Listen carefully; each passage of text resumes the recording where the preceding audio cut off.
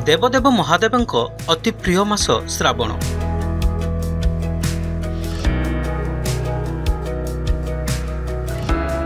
श्रावणर नाम शुणिबा मात्रे सृष्टि हुए एक भिन्न भावावेग। कारण पार्वती पति को जलाभिषेक करी प्रसन्न करिबा पई श्रावण ही प्रकृष्ट समय। एही समय शिव मंदिर रे बोलबम बा काउडिया श्रद्धालु मानक भीड़ परिलक्षित हुए।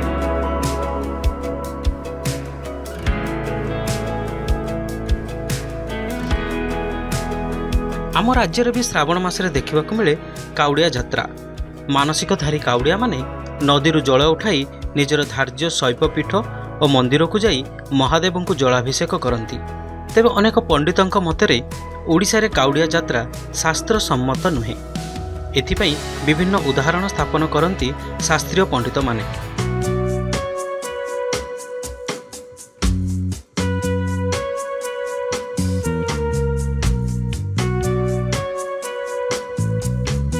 अत्रि संहिता अनुजाई चतुर्मास्यारे अर्थात आषाढ़ हरिशयन एकादशी कार्तिक शिव उत्थापन चतुर्दशी जाए केवल गंगा नदी को छाड़ी अन्यान्य समस्त नदा नदी रजस्वला होइथांती।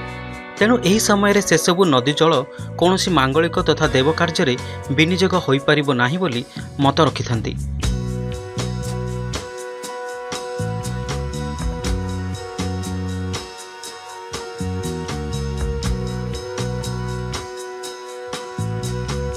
सेहीपरि विष्णु स्मृति रे उल्लेख रही आसामर देवी कामाख्या अंबुबाची पर्व पालनर 2 मास पर्यंत केवल गंगा जमुना और सरस्वती नदी को छाड़ी अन्य समस्त नदी रजवती होइथांती।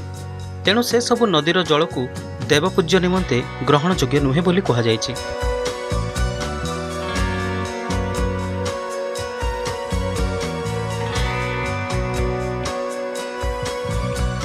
आम ओडिया पांजिरे मध्य एही चतुर्मास्या समय रे नदी रजस्वला हेबा कथा उल्लेख करा जायछि।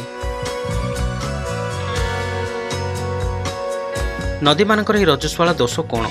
जेहेतु वर्षा 4 मास समय रे प्रबल वर्षा हेबा वर्ज्यवस्तु अलिया आवर्जना मलमूत्र गलित पचिश द्रव्यमान आसी नदी रे मिसी थाए। नदी बड़ी बेले समान घटना घटी थाए। एभली स्थिति को विद्वान माने सुंदर भावे रजस्वला आख्या प्रदान करिसेंती। एही कारणरू महादेवଙ୍କ ଉପରେ अन्यान्य नद नदीर जल चढ़ाइबा अनुचित बोली कहा जाए। केवल गंगा जमुना सरस्वती और त्रिवेणी संगमर जल एही समय अर्पित हो पारिबो। कारण एही 3टी नदी और संगम सदा सर्वदा पवित्र।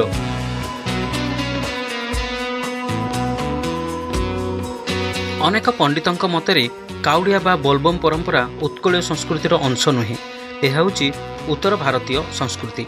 जेहेतु उत्तर भारत में गंगा माता प्रत्यक्ष भावे उपलब्ध अछंती, तेणु सेठाकार व्यक्ति माने शंकर महाप्रभु को गंगा जल लागी करती। समयक्रमे काउडिया यात्रा भली एक उत्तर भारतीय संस्कृति ओडिशा को आसीची बोली जानिबा शुणिबा लोक कहती। 80 और 90 दशक ही ओडिशा रे काउडिया यात्रा आदृत होईची। एबे आम राज्यर अनेक प्राचीन शिव मंदिर रे बोलबम श्रद्धालु को गर्भगृह को मध्य छड़ा जाएनी। आउ एक दृष्टि देखा गले जगन्नाथ महाप्रभु शयन करने परे महाप्रभु त्रिभुवनेश मध्य शयन करती। शोइबा लोकर निद्राभंग करने अनुचित।